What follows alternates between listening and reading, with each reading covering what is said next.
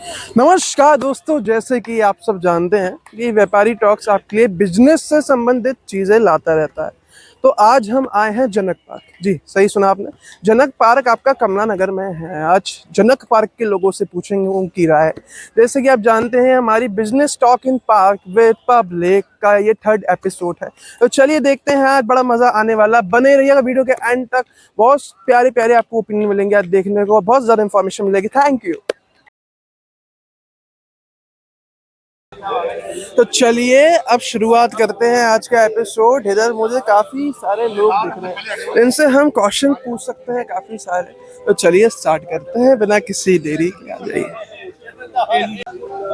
चलिए, तो मुझे इधर एक अंकल मिले हैं, तो अंकल को बता दूं। अंकल, जैसे मैं व्यापारी टॉक से हूँ, आगरा से हैं हम, तो हम आपसे ये जानना चाहते हैं, पहले तो आपका नाम। सुनील कुमार बंसल। सुनील कुमार बंसल, ओके। तो अंकल का नाम जैसे अंकल ने बताया, तो अंकल आपके मुताबिक आगरा में इस समय व्यापार की क्या स्थिति है? आगरा में व्यापार जो है वो मीडियम है, ना तो बहुत खराब है ना बहुत अच्छा है। परंतु ये है कि लोग बाग इतने जो कोरोना काल में इतने त्रसित हो चुके हैं कि यदि आपने इस समय किसी भी व्यापारी को यदि क्रेडिट दे दिया तो वो पैसे आपको डुबो देगा। कोई न कोई बहाना लगा के कि साहब आपका माल खराब था, ये था, जितना बेचा यदि वो नगद में बेचता तो ही फायदे में रहेगा। 2 रुपए कम कमा लो, 2 रुपए कम कमा लो। दूसरा ये है कि आगरा इतने पास है कि यहाँ से दिल्ली इतना पास है, इसलिए सारी जो वेडिंग का जो काम है वो दिल्ली चला जाता है। टूरिस्ट का सारा काम दिल्ली चला जाता है। आगरा तो केवल एक छिलके बचते हैं, बाकी इतर माल तो सब बाहर वाले खा जाते हैं। क्योंकि हर चीज जयपुर पास, दिल्ली पास, आगरा में व्यापारी बहुत अच्छी स्थिति नहीं है। जिनके पुराने चल रहे हैं और जो अपनी थोड़ा सा उन्होंने चेंज कर लिया है वही रोटी खा रहे हैं, बाकी तो सब घूम रहे हैं। लोग तो ये कह रहे हैं कि स्मार्ट सिटी के हमारे काम बहुत है। स्मार्ट सिटी कुछ नहीं है यहाँ पे, ना कभी होगा। जहाँ पे लोग हमारे को सड़क पे चलना नहीं आता और वो आता है, वो स्मार्ट सिटी कैसे हो सकता है? अच्छा। अंकल, आपका क्या काम है? मेरा मार्बल का काम है। अच्छा। हाँ, परंतु वो किशनगढ़ और जयपुर और मकराना 200 किलोमीटर पे होने के कारण प्रभावित है। आगरे की जो अच्छी कोटियां बनती है पहले वो वहां से ले आती है, जो बची कुछ झूठन होती है वो हमसे ले लेती है। मैं राजकुमार करीरा। हाँ, मेरा गले से संबंधित व्यवसाय है, सरसों तिल्ली से। अच्छा। लेकिन जो आप व्यापार की स्थिति पूछ रहे हैं वो आगरा में क्या हर जगह इस वक्त स्थिति जो है खराब है, इसलिए गवर्नमेंट को कुछ ना कुछ सोचना चाहिए इस व्यापार की स्थिति के बारे में। गवर्नमेंट की नीतियां ही व्यापार को फेल कर रही हैं और हमारा गवर्नमेंट से अनुरोध है, सरकार से अनुरोध है, चाहे वो यूपी गवर्नमेंट हो चाहे सरकार केंद्रीय सरकार हो, वो जो है इस विषय में सोचे और व्यापार की स्थिति को सुधारे। तो चलिए, जैसे कि हमने अंकल से भी लिया, चलिए भैया है, भैया से पूछते हैं भैया की क्या ओपिनियन है इसके बारे में। हेलो, नमस्ते। नमस्ते। तो भैया, जैसे कि अभी आपने देखा अंकल ने कहा, तो पहले तो आप बताइए आप क्या करते हैं? मैं सीए हूँ, राकेश अग्रवाल। अच्छा। तो इस पार्क में आपका क्या योगदान है? पार्क में योगदान तो सभी मेंबर्स का रहता है। बाकी हमारा जो है यहाँ सोसाइटी है जनक पार्क समिति, तो उसका मैं प्रेजेंट में अध्यक्ष हूँ। अच्छा। तो जैसे कि आप सीए हैं, तो आपको हम लोगों से ज्यादा नॉलेज है कि पूरी व्यापार की, कोई पूरा व्यापारी आप लोग मैनेज करते हैं, जो आप डॉक्यूमेंटेशन देते हैं उसके बाद व्यापार नहीं हो सकता। तो आपके अकॉर्डिंग इस समय मतलब क्या चल रहा है, क्या चैलेंजेस आ रहे हैं? छोटे जो एमएसएमई व्यापारी है उसके लिए क्या चैलेंजेस आ रहे हैं आज? देखिए, जहाँ तक छोटे व्यापारों का सवाल है, छोटे व्यापारों की स्थिति बहुत अच्छी नहीं कह सकते हैं। उसका बहुत सारे रीज़न हैं। पहला रीज़न अगर हम लोग देखें तो पहला रीज़न तो ये है कि आज के टाइम में जो जैसे जैसे ऑनलाइन बिजनेस या ई कॉमर्स बढ़ रहा है, वैसे वैसा उसका जो इम्पैक्ट है, जो नेगेटिव इम्पैक्ट है, वो सबसे ज़्यादा जो आ रहा है वो छोटे व्यापारियों पर आ रहा है, पहली बात। दूसरी बात ये है कि जो गवर्नमेंट पॉलिसीज़ हैं उनसे भी छोटा व्यापारी बहुत त्रस्त है। जैसे फॉर एग्जांपल जीएसटी आया, वो जो जीएसटी आया, आने के बाद 2017 वाला अगर आप लॉ देखेंगे और आज देखेंगे, दोनों पलट हैं। मतलब पूरा की पूरा ऑलमोस्ट बदल गया वो।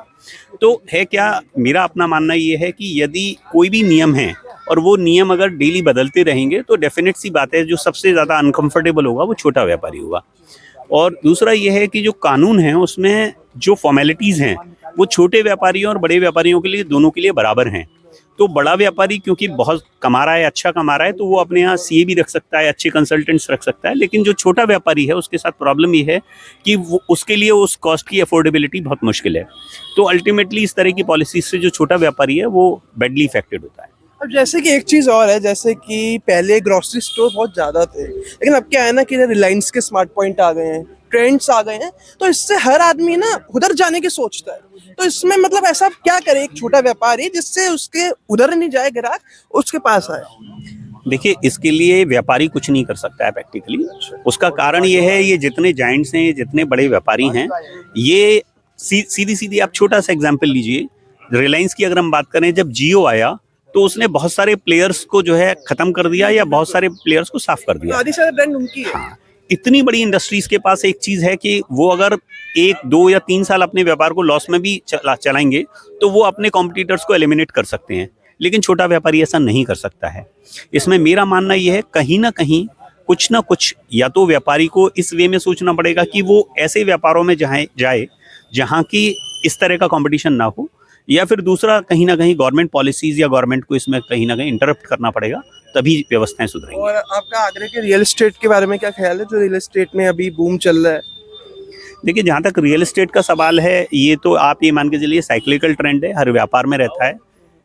4-5 साल जो है उसमें बूम रहता है, उसके बाद 2-3 साल के लिए फिर उसमें डाउनफॉल आ जाता है। तो ठीक है, फॉर द टाइमिंग है, बट मेरा मानना ये है कि जहाँ तक रियल एस्टेट व्यापारी हैं, उनको भी एथिकल वे में व्यापार करना चाहिए, जिससे कि जो उनके कस्टमर्स हैं उनका ट्रस्ट उनके ऊपर बना जो आज का यूथ है, आप उसके लिए क्या ओपिनियन देना चाहेंगे, कि क्या एडवाइस देना चाहेंगे कि ऐसा करो तो सही रहेगा आपके लिए, जो आने की सोच रहा है व्यापार में? देखिए, यूथ के लिए मेरा मानना ये है कि हमें इनोवेटिव होना पड़ेगा, हमें कहीं ना कहीं अपनी नई सोच डेवलप करनी पड़ेगी। आज अगर हम लोग देखें तो हमारे जो प्रधानमंत्री महोदय हैं मोदी जी, उन्होंने स्टार्टअप की बात की है, तो हमारे यूथ क्योंकि आजकल पढ़ा लिखा है, उसको ऐसे एरियाज देखने चाहिए, उसको नए व्यापार की जो एवेन्यूज हैं उनको कहीं ना कहीं एक्सप्लोर करना चाहिए, जिससे कि वो स्टैब्लिश हो सके और उसकी आने वाली पीढ़ियां भी establish. Thank you sir, thank you so much. तो चलिए, इधर हमें एक अंकल और देखें, इनसे लास्ट क्वेश्चन करने वाले हैं आज की वीडियो का। तो चलिए अंकल, जैसे कि आजकल के जो मतलब यूथ है, सोचता है कि व्यापार में आएंगे तो मतलब सारी सुख सुविधा मिल जाएंगी और हर व्यापार सेट हो जाएगा, तो अगर वो आने की सोच रहा है अगर इस माइंड सेट से, तो आप क्या कहना चाहेंगे व्यापार के बारे में?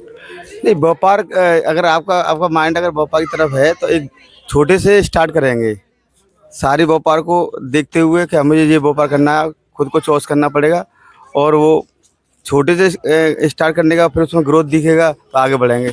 एक लंबी छलांग लगाने के बाद वो व्यापार नहीं चल पाता। मतलब ये बात है कि यार पहले नौकरी करो कहीं, फिर नौकरी पर चीजों को सीखो फिर करो, ये कहने का मतलब है ना?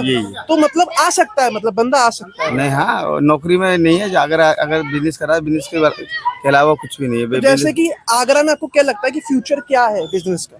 नहीं, फ्यूचर आगरा में ये है कि ताजमहल की बड़ी इंडस्ट्री तो इसमें ताजमहल में बेकार है, लेकिन छोटा अगर है कहीं, जैसे टूरिस्ट पैलेस है आगरा, तो टूरिस्ट पैलेस के पर्पज अगर कोई भी अगर छोटी सी भी दुकान करी जाए, आजकल तमाम दुकान पिज़्ज़ा विज़्ज़ा जो भी है, जब पर्यटन जहाँ रुकते हैं वहाँ, उसके लिए छोटे से बेसिक करा जाए तो ठीक रहेगा। एक नई चीज और चल रही है कि मॉडर्न और ट्रेडिशनल, जैसे ट्रेडिशनल बिजनेसेस थे आपके और अब जो मॉडर्न बिजनेसेस आ रहे हैं आपके, तो आप कौन सा प्रेफर करेंगे उसमें से? नहीं, मॉडर्न तो ये बदलते रहते हैं, उसमें तो आपको ट्रेंड आता रहता है, भटकना पड़ेगा, वो एक स्थायी नहीं है। ठीक है, आपका क्या काम अंकल है? मैं गवर्नमेंट जॉब में हूँ। आप गवर्नमेंट जॉब में? अच्छा, तो आपका नाम? अमर सिंह नाम है। अमर सिंह। देखिए, जैसे अंकल ने बताया, अंकल गवर्नमेंट जॉब में हैं, उन्हें अपनी ओपिनियंस दिए, तो यार हर किसी की ओपिनियन हमें चाहिए। तो आज के ये हमारे जो भी क्वेश्चंस थे हमने पूछे, इसी के साथ आज का ये एपिसोड खत्म करते हैं। आप लोगों का बहुत बहुत शुक्रिया, आपने अपना कीमती वक्त हमारी वीडियो को दिया, इसलिए धन्यवाद। स्वर्णिमार मंगल एंड हमारी टीम आपका धन्यवाद प्रकट करती है। Thank you. सब्सक्राइब करते हुए जाना, बिना सब्सक्राइब के मत जाना, क्योंकि ऐसी वीडियो हम लाते रहेंगे।